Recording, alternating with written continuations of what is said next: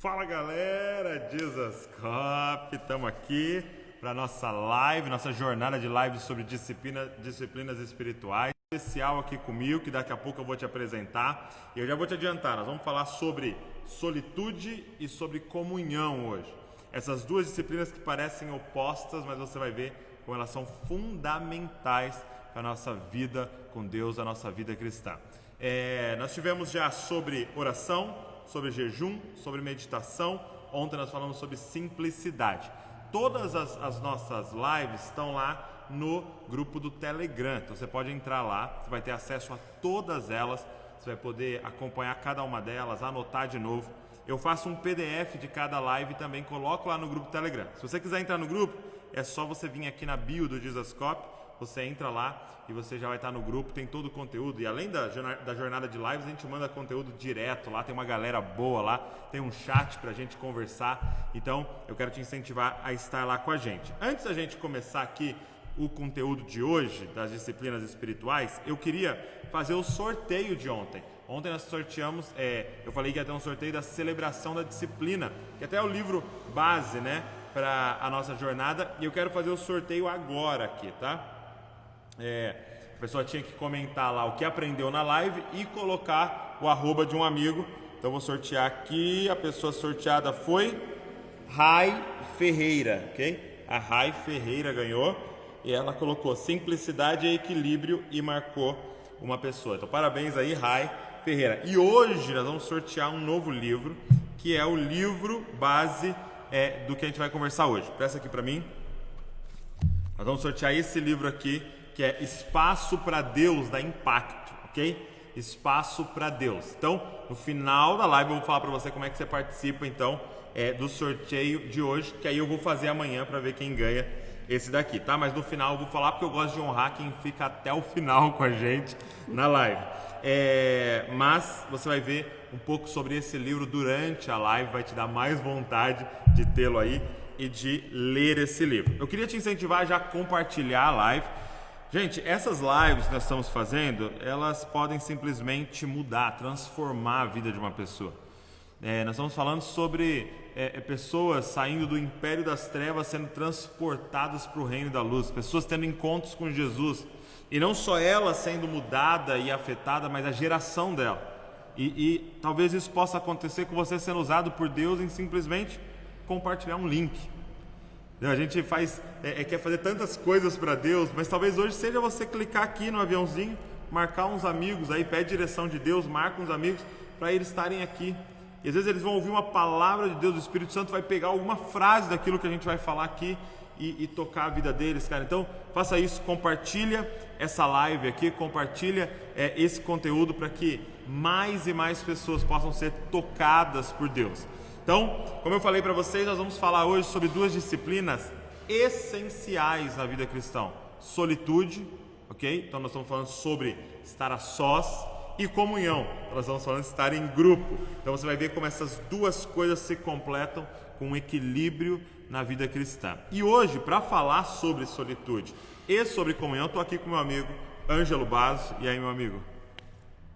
Que honra receber você aqui em Bragança Paulista e você participar da live aqui com a gente. Como é que você está? Tô bem, graças a Deus, feliz de estar aqui. Capital do mundo, né? Capital do avivamento. Capital do avivamento. Muito Bragança bom, Paulista, muito bom. capital do avivamento. Muito bom. Não, tô muito feliz de estar aqui mesmo. Tô muito feliz, a Carol tá aqui também, ela tá ali na torcida ali, na intercessão. Não tô vendo ela com a mão levantada, mas tudo bem. Mas que alegria te receber aqui, obrigado por ter aceitado esse convite de estar com a gente. E cara, vamos lá, vamos começar. O que eu tenho enfatizado para a galera é que as disciplinas espirituais são um meio, né? Então, elas não são a finalidade da nossa vida, então você não encontra a vida nelas, né? Mas elas são aquelas que nos levam àquele que nos dá a vida, que é Cristo. Então, se eu coloco ela como finalidade, se torna um legalismo, se torna um peso, e o que muitos erraram, né? Então, eu não posso ter alegria em te cá, orei hoje. Eu tenho que ter alegria em ter tido comunhão com o Pai, ter encontrado com Jesus. Então, é o meio, né? E hoje nós vamos falar desse meio, ou desse veículo que nos leva ao Pai e a Cristo, que é a solitude e que é a comunhão. E eu quero começar pela solitude. Ângelo, o que é solitude? Bom, literalmente, ou seja, sem colocar toda a implicação teológica, né, é ficar sozinho. Ok. Agora, se a gente for então pensar a partir da perspectiva bíblica, a partir da perspectiva do que a Bíblia vai dizer, do que a Bíblia vai ensinar, Ok. a solitude é o que Jesus disse em Mateus capítulo 6. Quando você orar, entra no teu quarto em secreto e o teu pai que te vê ou vê aquilo que é secreto, né? Ou seja, o pai enxerga, olha em secreto, ele vai te recompensar. Ali então nesse verso tem algo muito interessante, porque eu acredito que tem como que um atributo de Deus, o atributo do Deus que está no secreto. Ok. Existe um aspecto bom. ou uma maneira de se perceber Deus que não se percebe num culto, que não se percebe simplesmente estudando a Bíblia, mas se percebe quando eu estou no secreto com Ele. Então essa expressão que o pessoal usa, no secreto, meu lugar secreto, é a clássica solitude. Ok. Então, a solitude basicamente é um esforço individual de estar sozinho para buscar promover silêncio no meu interior a partir do silêncio exterior enquanto eu medito na palavra. Isso é solitude. Então, peraí. na prática. Vou falar de novo essa frase. Eu estou anotando aqui, tá? Você vai ver eu anotando porque eu faço um PDF para compartilhar com vocês lá no grupo do Telegram, tá? Então, de novo, é um esforço pessoal. Isso é um esforço pessoal Ok. de promover silêncio interior. Tá. Pessoal, para silêncio interior. Mas eu promovo o silêncio interior fazendo o silêncio exterior. Tá. Fazendo Que basicamente é o quê? Eu vou ficar sozinho num lugar e esse silêncio exterior vai acontecer na medida que eu estou meditando na palavra Ok. e orando a palavra que eu estou meditando. Conforme eu faço isso, eu estou gerando a experiência total da solitude. Tá. Então, é um movimento exterior, então vamos dizer assim, mecânico, no sentido de entra no quarto, fecha a porta, vai para a montanha, vai para um lugar a sós, e que tem o objetivo de gerar um silêncio interior Isso. para poder ter uma experiência com Deus. Por quê?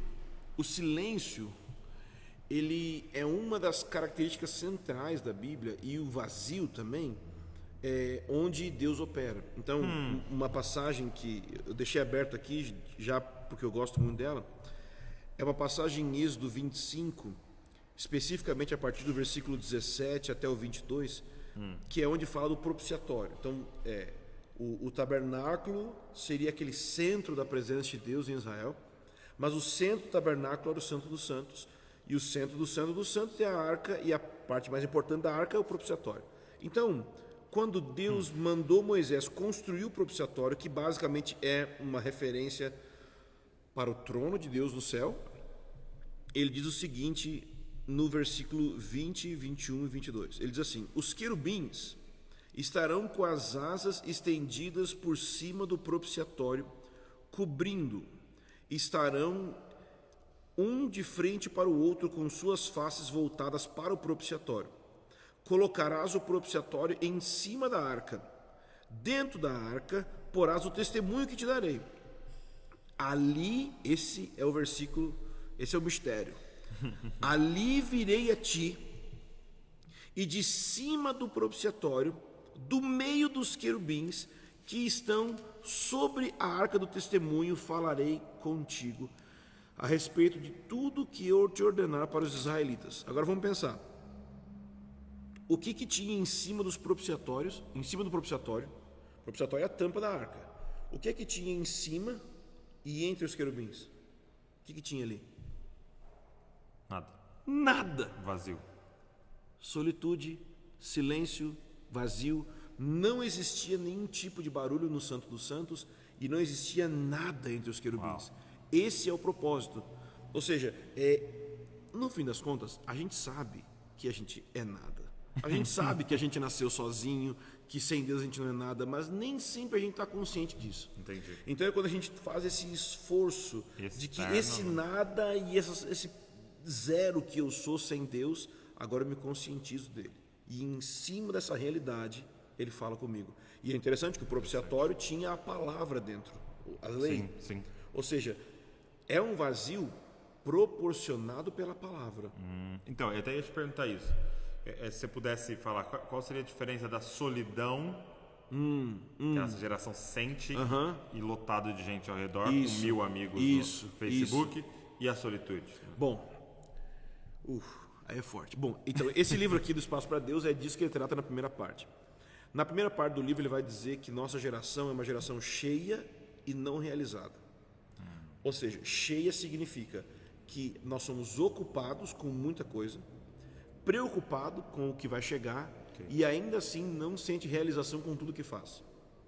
Então a gente tem muito serviço para fazer, muita coisa que a gente não fez ainda, mas a gente está enfadado ou cansado emocionalmente, interiormente, porque tudo que a gente faz não tem propósito. Ou não sente que tem propósito. Sim. Às vezes tem, mas a gente não sente. Então, muita gente não consegue continuar um relacionamento, não consegue continuar a faculdade, não consegue continuar numa igreja. Por quê? Porque ele sente enfado, que é um cansaço interior, porque eu não percebo o propósito daquilo que eu faço. A gente se sente deprimido porque não só aquilo que eu faço não parece ser relevante, mas eu não sou relevante. Por quê? Essa depressão vem de um ressentimento, que parece que está todo mundo me empurrando para viver algo que eu não quero, ir para a faculdade, fazer uma série de coisas. Então, conforme a gente vai tendo esses sentimentos, a gente entra na experiência do desligamento. Okay. Que é o quê? É aquela experiência de eu estou no meio de todo mundo e eu estou sozinho. Então, é a experiência de se sentir sozinho. Não pertencer, né? Desesperado. Então, não pertencimento existencial, neurótico. Agora, o que é solitude e a solidão? Qual que é a diferença? O Henry Nouwen tem um outro livro que infelizmente não publicam mais. Aliás, o Jesus Coppola podia publicar. Olha aí, fica a dica. Que acho que é Crescer, os 3 movimentos da vida espiritual. E o primeiro movimento da vida espiritual que ele fala é a transição da solidão para a solitude. Uau! Então, a solidão tem muito a ver com eu vou me esvaziar, eu estou vazio, eu não tenho, eu não sei, eu não sou e tudo mais. A solitude tem a ver com quem Deus é, quem Ele é. Então, ao invés de... A solidão tem a ver com eu não tenho. A solitude tem a ver com Deus tem, Deus é. Então, a solitude, ela não é focada em mim, eu estar sozinho. A solitude é focada em Deus estar aqui. Uau! Então, é aquele grande momento onde, pelo menos esse para mim é um dos alvos da solitude, é eu estar tão imerso nessa experiência que eu até esqueço que estou ali. Não sei se você já provou isso. O foco é Ele. Que a gente está adorando tanto Ele, porque a gente fala assim, eu te amo, eu te amo. É legal dizer eu te amo, mas quando eu digo eu te amo, ainda tem eu. Mas chega um momento que fala, tu és santo, santo, santo. Ou até tu me amas. Só que chega uma hora que isso está tão alto que até falar se torna quase que indigno.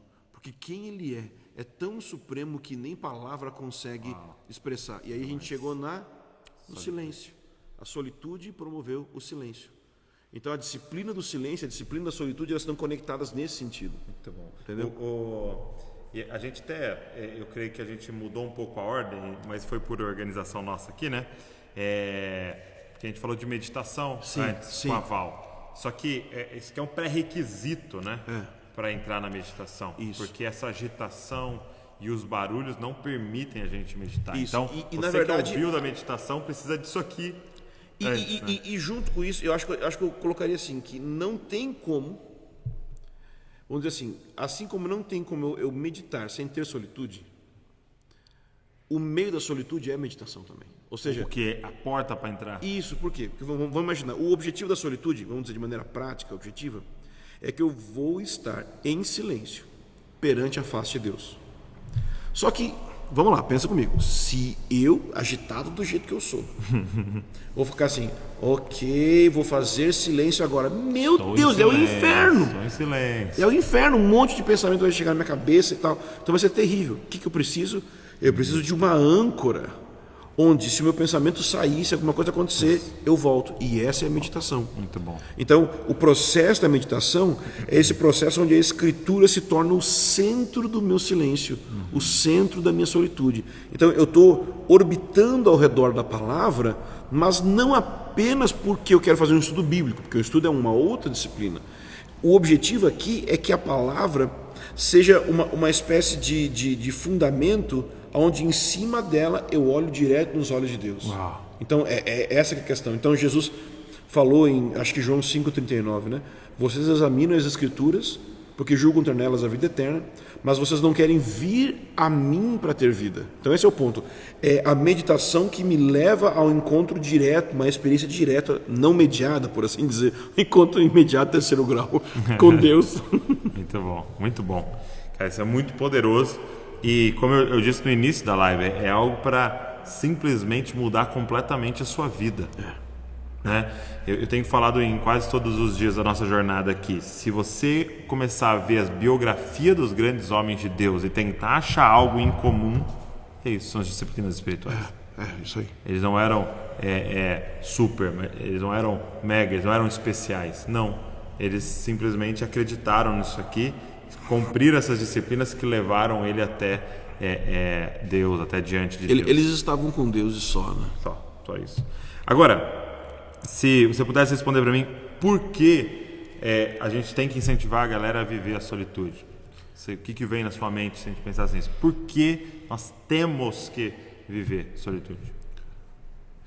Porque a solitude, vamos colocar de outra forma, sem solitude eu não posso ter uma vida, uma espiritualidade séria. Ok. Porque se eu creio que Deus existe e Ele está disponível para mim em todo tempo, qual é a melhor coisa a fazer? É ficar a sós com Ele.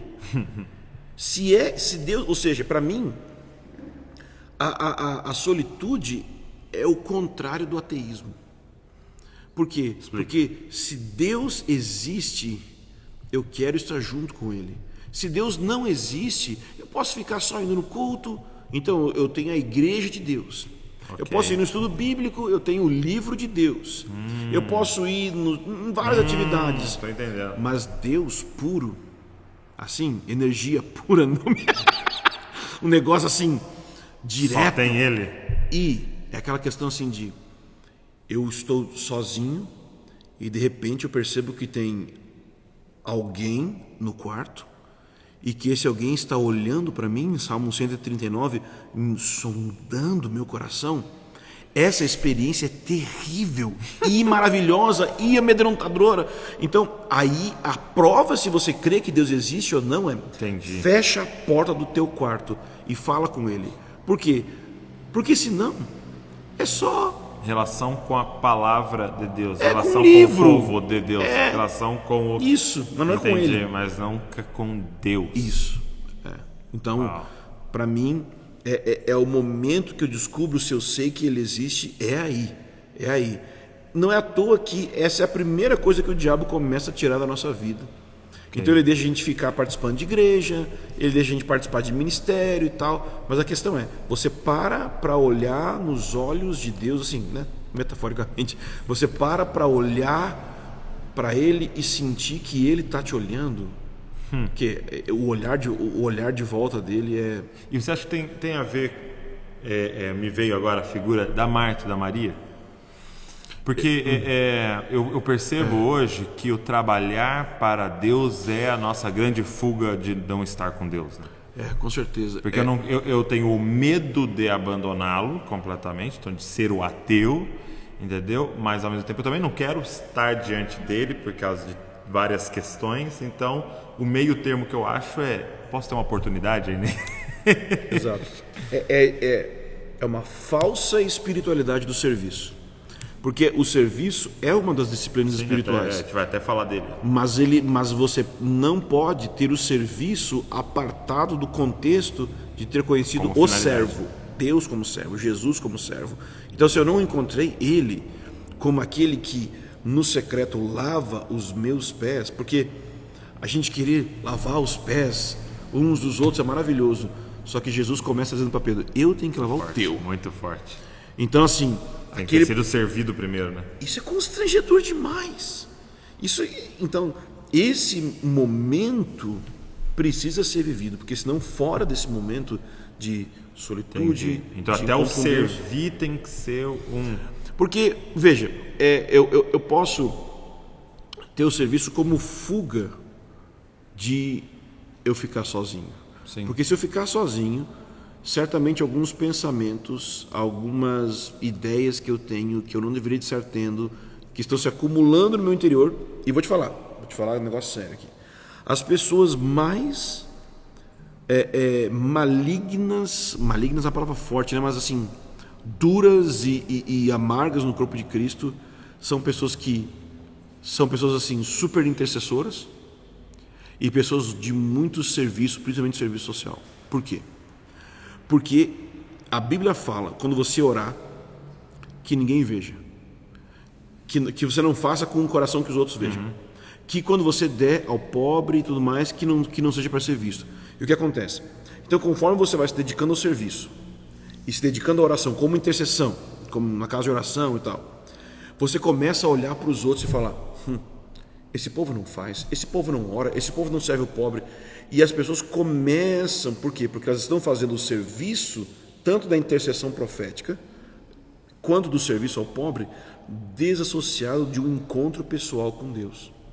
Então, tem muito intercessor, por exemplo, sofrendo de gastrite, sofrendo de dor de cabeça, depressão, dor nas costas. Por quê? Porque eles recebem uma carga em intercessão, mas eles nunca soltam isso na contemplação. Então, esse é um problema terrível. E quando você vai servir, a mesma coisa. Por quê? Porque você recebe o impacto social de você ver alguém sofrendo, você vê. Então, a Marta pode se tornar um tipo de pessoa que está debaixo de uma crise de ansiedade tão forte, porque ela não olha e não presta atenção que quando Jesus está em casa, fazer janta não é aconselhável. É sentar aos pés dele para ouvir ele, né? E jantar. Ficar com ele, né? Eu acho muito interessante uma questão da solitude, e que você até pincelou ela, porque para mim ali o Mateus 6,6, a gente olha de forma muito literal, que né? Entra no teu quarto, apesar de não precisar ser o quarto, né? Sim. Mas ele está falando do lugar secreto. Mas eu acho interessante o contraponto que ele está fazendo, porque ele está antes, no versículo anterior, ele está falando: não seja como os hipócritas. Isso. E a palavra hipócrita tem a ver com um ator, né? Então ele está dizendo assim: não seja como esses que fingem ser alguma coisa.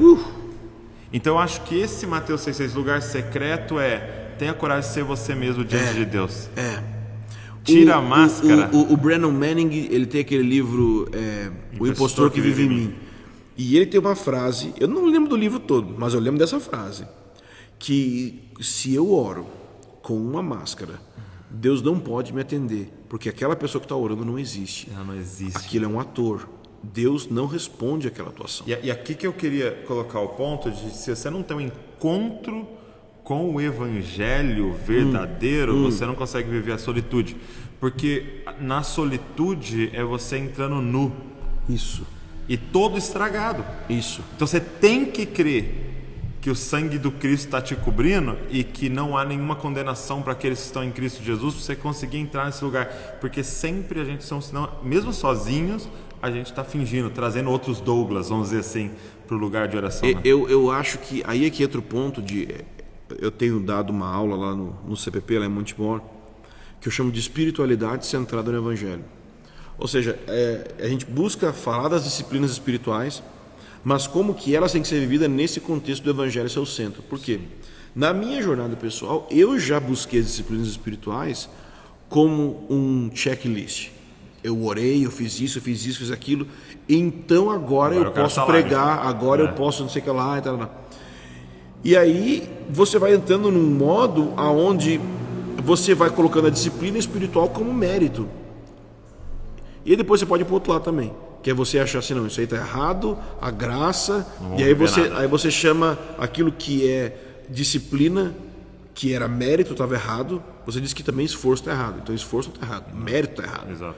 Então, quando você está sozinho e você se enxerga, e você enxerga tudo que você ficar sozinho é a última coisa que eu quero. Agora, se eu sozinho, com a minha maldade, descubro que tem perdão, graça E transformação. O melhor lugar que eu quero estar. Melhor lugar. Muito bom. Agora, indo para uma forma mais prática para a galera que está sendo despertada para isso, compreendendo isso, como viver a solitude. Quais são algumas dicas práticas que a gente poderia dar para a galera de viver a solitude? Deus fez 3 coisas que você tem que submeter a elas, senão você não vai conseguir viver muita coisa na sua vida. Chama tempo, espaço e matéria. Ok. Ou seja, se você não definir um horário e um local onde você vai estar sozinho, você nunca vai fazer isso. Tem um horário. Um horário certo no meu dia, que é um compromisso. O Gene Peterson dizia que se eu não chegar na minha agenda a tempo, outros vão chegar nela e vão tomar o meu tempo. Sim. Então, eu tenho que estabelecer qual é o horário que eu vou fazer, e isso como um apontamento, isso como um momento ali, como qualquer outra reunião que eu teria. Muito bom. Então, tem o caso... É logo assim, a gente pensar nisso, né? Vamos dizer que você agendou algo com o presidente da República, você agendou algo com alguém extremamente importante, está lá na sua agenda, 9 da manhã. Cara, dificilmente você vai atrasar. Então, tem um caso real disso, né? É que o Mike Bickle, de Kansas, ele tinha esse horário dele de oração, e um general dos Estados Unidos foi visitar o IHOP e queria conversar com ele. Poxa, um general, certamente alguma coisa muito boa viria de lá. Sei lá, se uma bênção financeira, uma ajuda. E ele falou que queria, mas ele só tinha aquele horário específico. E o Mike Bickle só mandou dizer: desculpa, eu tenho um compromisso com alguém mais importante nesse horário. É isso. Cara, tudo bem, eu não acho que todo mundo tem que imitar o que ele fez. Sim. Eu acho que, por exemplo, você pode ter 2 horários no dia. Eu tenho horário 1 e horário step se o horário 1 não der certo. Então, vamos supor, no início do dia eu tenho esse horário. Mas se eu não conseguir no início do dia, eu tenho um outro horário no fim do dia. Eu acordo, a maioria dos dias, 10 para 6, né? Tenho ali para ter o meu momento com Deus e tal. Nessa época da jornada eu não faço isso porque estraga a minha saúde, né? Eu não preciso forçar. Então eu acordo um pouco mais tarde, faço num outro horário. Então não tem esse grilo. Isso. Porque é o pai. Isso. Eu acho que isso que a pessoa não pode perder de vista, né? Eu lembro que eu cresci num contexto bem pentecostal, né? E a galera usava o terno e tal, as coisas. E um dia eu perguntei pro cara assim, cara, por que né, dessa vestimenta assim, por que a gente usa isso, tá? Aí o cara falou, cara, você sabia que se você for lá no fórum, dependendo da roupa que você tiver, o juiz não te ouve? Dependendo da reunião, se você não tiver de gravata, de terno, ele não ouve, você não pode entrar. Ele falou assim, imagina diante de Deus. Aí na hora eu saquei, falei, entendi. Você acha que ele é só juiz. Mas ele é seu pai, entendeu? Então, com essa questão dos horários e tal, é muito legal, é importante, entendeu? Mas também a pessoa não entrar num grilo, né? Isso. Então, horário. Então, tempo, tem um horário, espaço. Um local. Então, assim, às vezes a gente tem um local em casa, às vezes não tem. Então, eu lembro que eu comecei na minha jornada com Deus, eu tinha 16. Nem sempre eu conseguia orar certinho como eu queria. Às vezes eu ia no banheiro do colégio e eu orava lá dentro. Eu abria minha Bíblia, eu gastava, tipo assim, no intervalo, eu lia meia hora da Bíblia, eu orava ali dentro do banheiro e ponto final. E tem gente que faz isso na empresa também, que o santuário é o banheiro lá na empresa e tal. Então não importa, o que importa é que tem que ser um lugar limpinho, simples, que você não tem que ficar cada vez que chega lá, tem que limpar o lugar, arrumar o lugar e tal.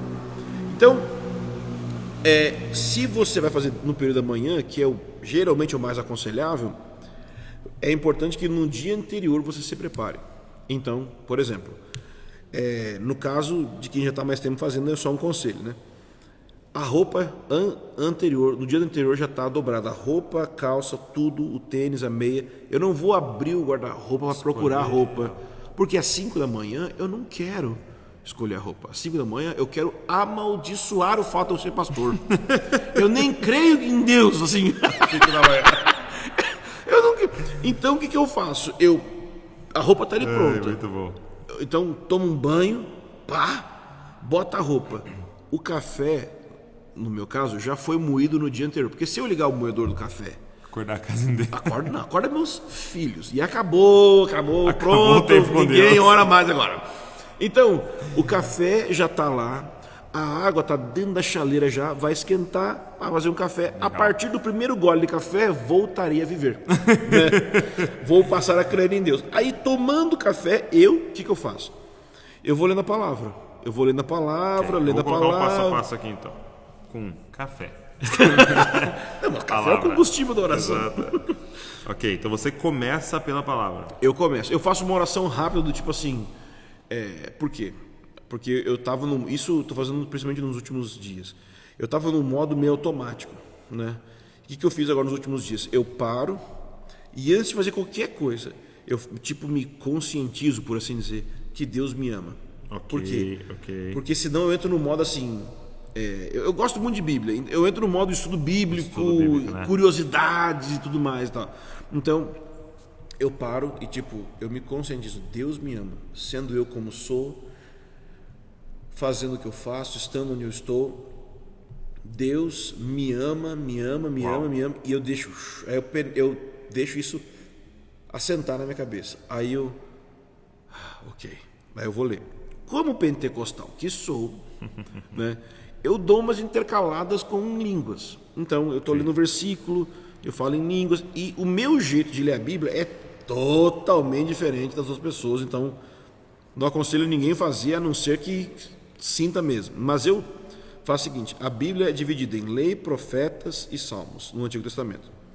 Então, eu leio um capítulo da lei, um capítulo dos livros históricos, um capítulo dos livros poéticos, um capítulo dos livros proféticos. Aí eu vou para o Novo Testamento, eu leio um dos evangelhos, um das epístolas, um das epístolas de Paulo, uma das outras epístolas e um de Apocalipse. Então eu faço isso nessa ordem.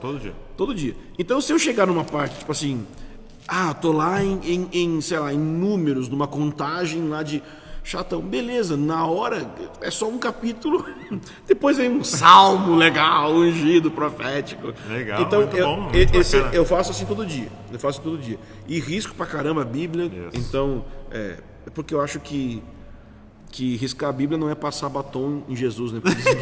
Que dizem que já que é a boca de Deus, né? Se você pintar, vai estar passando batom em Deus aqui, né? Eu não acho que não, acho que tudo tá tranquilo, tá? Então eu faço isso, eu separo tudo no dia anterior, eu tenho já o lugar certo onde eu vou orar e tudo. Eu gosto de música, então eu coloco música, mas eu não coloco música com letra. Ok, instrumental. Eu coloco música instrumental. Agora, depende da pessoa. Se você está às 5 da manhã, né, ouvindo um Enviai, Senhor, você vai dormir. Sim. Os anjos te levam isso, direto. então, tira o fone, fica sem nada e tal. Eu tenho um acordo com a minha esposa que eu posso orar em voz alta. Então, ela falou, ela sabe que é pior do que ser acordada de manhã cedo com alguém falando, ai Deus, manto de danana. Pior do que isso é ter o marido na carne durante o dia. Uau. Então... porque eu tenho esse lance meio pentecostal. Eu vim do contexto pentecostal. Então, sim, quando eu oro em voz alta, eu me escuto melhor. Sim, e aí minha mente organiza. Concentra. Então, eu oro em línguas. Então, eu leio a palavra, eu termino de ler a palavra, e aí eu vou, oro. Eu tenho uma lista de oração. Então, tem uma lista de oração pela minha intimidade com Jesus. Aí uma outra lista de oração pelas minhas petições, sim, pelas coisas que eu quero da minha vida. Então, da minha intimidade, eu pego muito aquela lista do Mike Bickle sobre o temor do Senhor, uma coisa, paixão por Jesus, eu vou pegando aqueles pontos. Aí depois eu tenho petição, coisas que eu quero da minha vida, pela minha família, pelos meus filhos, e outro de intercessão. Terminou isso daí, tanto a leitura quanto... Aí é que eu aquietei. Eu sou muito agitado. Isso deu 2 horas. 3 horas, dependendo da situação. Mas claro, a pessoa fala, nossa, 3 horas. Ué, eu sou pastor, eu sou pago para isso. Tipo, as pessoas querem que eu faça isso. Então, eu acho que todo mundo tem que fazer como eu faço. Mas dá aí na média de 4, 5, 6 horas. Eu começo, com 2 horas, eu tô tipo assim, porque eu sou sanguíneo, imagina, eu acordo, eu quero, tipo, vindo para cá, eu estava no carro organizando a igreja, tipo assim, não, vou fazer um processo assim, fazer assim, não, negócio do discipulado com esse livro, com esse material. Então, quando eu vou orar, imagina que eu estou pensando em Deus. E se Deus é só uma ideia, Ele é uma ideia de um produto que eu, como pastor que sou vendedor, quero vender. Então, eu tenho que gastar tempo até que eu seja convencido. Tipo, cara, isso não é meu trabalho. Ele é meu amigo. Aí quando eu chego nesse lugar, aí eu comecei a solitude de verdade. E aí quando começa a solitude, cara, minha jornada pessoal, eu abro um caderno e eu deixo o que ele vai colocando no meu coração. Aí eu vou escrevendo, aí eu vou pra lá, vou pra cá, aí eu vou recortando Bíblia, entendeu? Eu vou por temas, mas aí é uma coisa assim, ó, livre. Aí é freestyle. É. Muito bom. Muito legal a sua experiência. É muito Tenho louca. certeza que agregou muita gente aí. Mas assim, mas basicamente é Basel Lifestyle. Se o cara começar antes de acordar, ele organizar a roupa dele, separar a Bíblia dele, o caderninho dele, e um cafezinho, se ele toma café, uma água e tal, e o lugar que ele vai dar certo. Legal, vai dar muito certo. bom, muito bom. Agora, temos, pra gente se organizar, a gente tem 20 minutos e eu quero falar sobre a comunhão. Tá? Por quê? Porque agora é o oposto, né? Se a gente falou metade dessa live sobre solitude, estar a sós, qual é o papel dessa disciplina espiritual que é a comunhão na vida de um cristão? Eu quero começar sobre o que é, né, a comunhão, né, de forma pra gente definir pra galera. Então vamos lá. Comunhão é a experiência subjetiva da disciplina da comunidade. Então, comunidade é a disciplina exterior, é a ação exterior, e comunhão é a experiência interior. É a experiência interior da disciplina ou da ação exterior da comunidade. Tá. Por quê? Porque comunhão não pode ser produzida. Ok. Comunhão é milagre experimentado. É a experiência interior da ação ou disciplina exterior da comunidade. Ok. Então a comunidade, a experiência da comunidade, ela visa conduzir para a comunhão. Comunhão é experiência. Então comunhão não pode ser produzida. Vamos ter a comunhão hoje. Não. Não tem como. Na verdade, se você propor ter uma comunhão hoje, talvez é a última coisa que você vai ter. Então, ir comer um churrasco não é ter comunhão. Ir comer um churrasco é ir comer churrasco. Ok. Você pode comer churrasco como um meio de promover a comunidade? Pode. Mas você pode como um meio de falar besteira. E isso não gera comunidade. Então, o que é a tal da comunhão e da comunidade?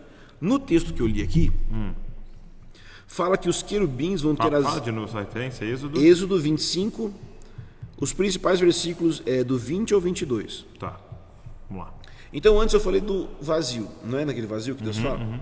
Bom, aqui diz que os querubins, ele ia fazer 2 querubins com as asas voltadas para dentro. Para mim isso é comunidade. 2.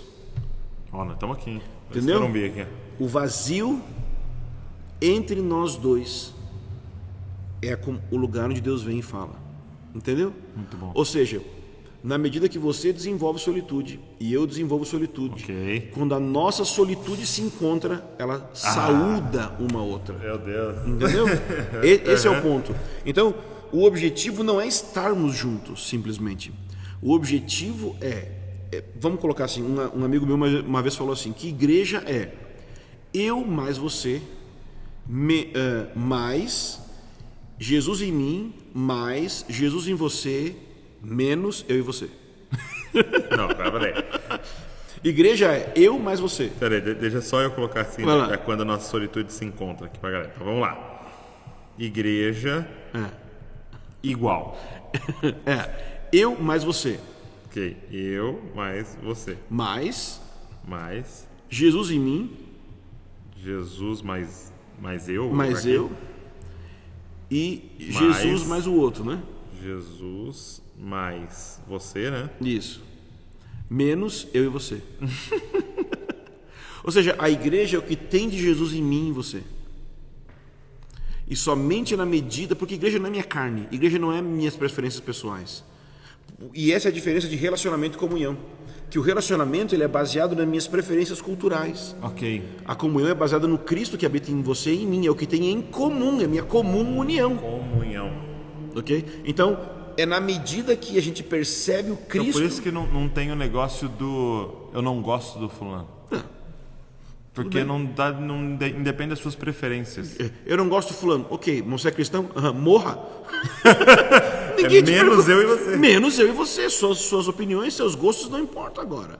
O que importa é Cristo. Então, a questão é que Se eu não, isso é a chave, se eu não tiver solitude suficiente, eu não percebo Cristo em mim. Eu vejo só os meus defeitos, eu não vejo Cristo. Mas a partir do momento que eu consigo perceber Cristo no meu espírito, eu sou habilitado a perceber Cristo no espírito do outro. Então, a comunhão é aquela experiência de eu ver Jesus no outro, a despeito de tudo que tem que pode me fazer dizer que Cristo não está lá. Ok. Né? Minhas preferências culturais, eu olho o jeito que a pessoa é, o jeito que a pessoa fala, tudo isso daí. Então, isso é a comunhão. A comunidade é o exercício de continuamente a gente estar junto. Ok. A despeito das diferenças. Então, é um jeito que a gente pratica na nossa igreja. Ok. Para explicar bem simples. A gente tem uma disciplina espiritual, por assim dizer, que a gente chama de 2 ou 3. 2 ou 3. Que é o que outros chamariam de amizades espirituais. Então, 2 ou 3 pessoas que têm a mesma maturidade espiritual. E elas se encontram, na medida do possível, semanalmente, para estarem juntas com um propósito espiritual. Não é discipulado, não é célula, não é nada disso. O grande alvo, que não é alcançado sempre, é um processo de pessoas amadurecerem. O grande alvo é a gente conseguir fazer silêncio junto. Por quê? Porque quando eu estou orando e eu percebo a presença de Deus, eu faço silêncio. Chega uma hora que eu não consigo mais orar. Chega uma hora que eu estou em silêncio e de repente a oração flui porque o Espírito empurra. Mas eu nem consigo orar direito. Então tem um momento na conversa, na comunhão, na confissão de pecados, em abrir a vida. A gente vai falando, mas chega uma hora que a gente percebe assim, pô, Deus chegou aqui, hein? Pô, Deus entrou aqui, né? E aí você não fala mais. Então não é que o objetivo externo é fazer silêncio, mas é que na medida que o meu silêncio interior encontra o teu silêncio interior, eu não estou aqui mais com a necessidade de falar. Uau. Eu estou aqui com a disposição de te ouvir. Só que se chegam 2 com a disposição de ouvir, sem aquele afã de ter que falar, pode acontecer um silêncio. E os 2 começam a ouvir o Espírito junto. E isso é igreja. É Deus falar conosco. Deus fala comigo e Deus fala em nós, ou no nosso meio. E por isso que eu penso que esses querubins, esse vazio entre os querubins, é o lugar que Deus fala. Eu penso que é isso. E agora, por que a comunhão é considerada uma das disciplinas espirituais vitais para a nossa vida com Deus? Vamos lá. É exatamente a mesma coisa da solitude. É o ateísmo. Só que a diferença é a seguinte: o ateísmo relacionado com a solitude é: se Deus existe, eu tenho que ter solitude, porque se ele não passar tempo com ele. É isso. A questão da comunhão é: se Deus é triuno, eu preciso ter comunhão.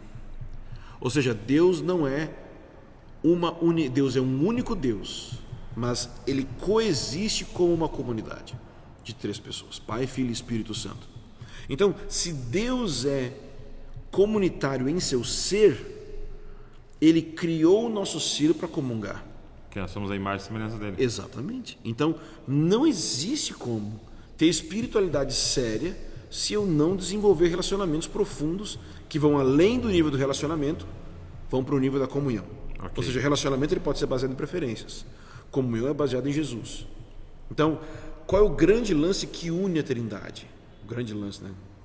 Bem jovem eu falando aqui. O que rola aí? O que une a Trindade, pensa comigo. Vamos lá. Primeiro, a Bíblia diz que Jesus é a expressão exata do Pai. Ok. Você já parou para pensar que Jesus é a expressão exata do Pai para o Pai? Que vamos colocar uma heresia, se Jesus não existisse, o Pai não iria se conhecer. Eu sei que isso é impossível, né? Mas que Jesus é o meio que o próprio Pai se conhece, porque o Pai se vê em Jesus. Uau. E Jesus vê o Pai. Essa visão de um para o outro, Agostinho ia dizer que para que exista o amor, precisa existir o amante, a fonte, o amado e o próprio amor entre os dois. Então, esse espírito de amor é que é esse elemento de união da Trindade. E no fim das contas, o que acontece é que os três têm amor e os três têm submissão. Mas aí é profundo demais, mas basicamente o Pai não submete ao Filho e ao Espírito, mas existe uma disposição de submeter à vontade do Pai voluntário. Então, para ter comunhão, você tem que ter de um lado amor e de outro lado autoridade. Amor mais autoridade é igual ao quê? Paternidade. Então, é nessa experiência que a gente tem a família de Deus. É quando tem a autoridade. Então, assim, o sujeito que fala assim, onde tem 2 ou 3 reunidos no nome de Jesus, tal, isso aí é igreja. Então, poxa, eu estou no boteco tomando cerveja, mas os caras são crentes, a gente fala de música de crente, tá? Isso aqui é igreja. Coisa nenhuma. Tem autoridade aí? Tem um pastor aí? Tem alguém que ordena a casa? Não, então não é. Porque para ser tem que ter o amor e a autoridade, tem que ter a paternidade. Então, congregar em igreja chata é bom. Por quê? Porque você entende que você não está ali por causa de uma preferência. Não, tudo bem que se você pode ir para uma igreja legal, vá para uma igreja legal. Mas o fato é que a gente ainda está olhando para a comunidade como um fast food espiritual. Para nos servir, né? E não como uma disciplina para me moldar. Tudo bem, não precisa ser um suplício ir para a igreja, né? Mas basicamente... O Paulo Borges diz isso, que quem precisa de culto legal não é um crente. Isso. O culto chato é que nos molda. Claro. Então, tem que ter paciência. Você vai para a experiência da comunhão de 2 ou 3, poucas pessoas, mas também de comunidade, coisa maior, de vida de igreja. Tudo isso está moldando você para conhecer a Trindade. Muito bom, muito bom. Então, é um ateísmo, né? Você não querer ver a comunhão, porque você está falando que crê num Deus ou um unicismo, que é trino. Vamos dizer assim. Se eu não creio que Deus é trino, muito bom. Eu nunca vou ter comunhão. Se eu não creio que Deus é trino, eu não vou ter família. Agora, de forma prática para a galera, como viver a comunhão? Então, você já falou até algumas coisas, né? Amor e autoridade. Então, eu penso que assim, para viver a comunhão, primeiro, eu preciso entender que Jesus morreu pelos pecados do outro. Então, assim como ele morreu pelos meus pecados, ele me perdoa. Ele morreu pelos pecados do outro e perdoa ele. Então, quem sou eu para não me aproximar dele? Quem sou eu para não chegar junto daquele por quem Cristo morreu? Então, a primeira coisa é isso. Então, para que eu tenha essa verdadeira comunhão, eu preciso ter essa percepção. Percepção que a gente foi perdoado em Cristo. Basicamente é isso. Bom, eu diria que a partir disso, eu devo de buscar pessoas. Então, já viu gente que fala assim, nossa, naquela igreja ninguém me ama, ninguém me liga. É você que é a pessoa chata. Você que deveria de ir atrás dos outros. A pessoa está dizendo que ela está triste porque as pessoas não ligam para ela. Ou seja, ela está no centro ainda. Não tem como ter comunhão. E aí, então, já indicamos deveríamos indicar então o livro Vida em Comunidade, do Dietrich Bonhoeffer, que é exatamente esse ponto que ele coloca. A pessoa não pode, eu quero ter amigos, eu quero ter... Não, eu quero me doar para isso. Quero ser amigo. Isso, né? eu quero me doar para essa experiência. Muito bom. Cara, então, fica essa dica aí, que eu sei que você está ouvindo a gente aqui. Então, a primeira coisa assim, eu entendo que todos são perdoados. E agora eu saio de trás das cortinas e eu me deixo ser encontrado. Eu vou, tipo assim... Vou visitar as pessoas. A melhor forma, eu acho, pelo menos assim que eu vejo, mais fácil, mais rápido de eu desenvolver comunhão com algumas pessoas, principalmente com o diferente, é serviço. Muito simples de ver. Eu e você, a gente está gradualmente desenvolvendo comunhão. Sim. Mas em que contexto? A gente está servindo a igreja aqui gravando, está servindo aqui ministrando hoje, então... a coisa vai começando por causa do serviço, mas no contexto do serviço a gente vai... Servir um ao outro ou servir juntos? Servir juntos uma circunstância específica, por exemplo. Muito bom. Servir no ministério da igreja, por exemplo. Eu vou desenvolver comunhão com os músicos na medida que eu ajudo no ministério da música. eu vou desenvolver comunhão com os professores da escolinha bíblica enquanto eu sirvo lá. Então, eu posso não estar ali porque eu tenho chamado para aquele ministério, mas quando eu me disponho para servir, eu vou acabar relacionando. Como acontece no trabalho de todo mundo. O cara está no emprego, trabalha na mesma empresa, se vê todo dia, porque ele tem uma atividade em comum que segura ele numa agenda. Pronto. É o contexto da escola, é o contexto da... Isso. E é interessante porque esse conceito de amizade, né? Até as meninas estavam ontem falando sobre amizade no culto das mulheres. E esse amor eros, né? É o casal, né? De frente um com o outro, né? Olhando um para o outro. Agora, quando você olha para o filéu, que é o de amizade, é ombro a ombro, né? Isso. Não é nem essa posição que a gente está, é uma posição lado a lado, os dois olhando para uma missão só, né? Isso. Então você percebe que os discípulos demoram um pouco para se tornar amigos de Jesus, porque eles demoram um pouco para virar, né? E olhar para o que ele estava olhando. Né? Uau, isso é muito profundo. E aí entra esse ponto, ter a mesma causa. Ter a mesma causa. Porque, cara, como é fácil desenvolver amizade com quem tem a mesma causa. Precisou a gente gastar horas conversando? Não. Você crê no quê, Douglas? Não. Você está fazendo o quê? Não. É a mesma causa. E isso promove a amizade. Então, às vezes, ao invés de eu querer ter amigos, tem uma causa. Eu deveria ser uma pessoa que é possível ser amigável. Uau. Porque eu tenho uma causa. Então o outro pode se encaixar porque eu estou andando para algum lugar. Forte. Agora, se eu estou só buscando os relacionamentos, então, basicamente, eu creio que quando a gente fala igrejas, a expressão igreja, a gente geralmente pensa no Novo Testamento. Mas quando você lê em Atos capítulo 7, o Estevão, falando sobre Israel, ele fala da congregação do deserto, eclésia do deserto. Quando eu leio essa passagem, eu fico pensando, aquilo era igreja? Uau, porque para mim aquilo é uma coisa assim, ó, um povo andando junto em uma direção.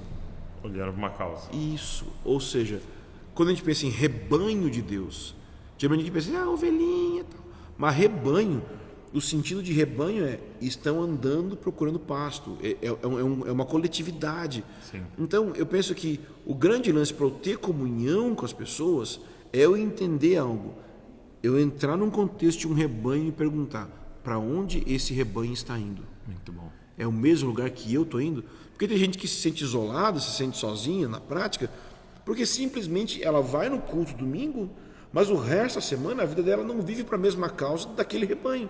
Então não tem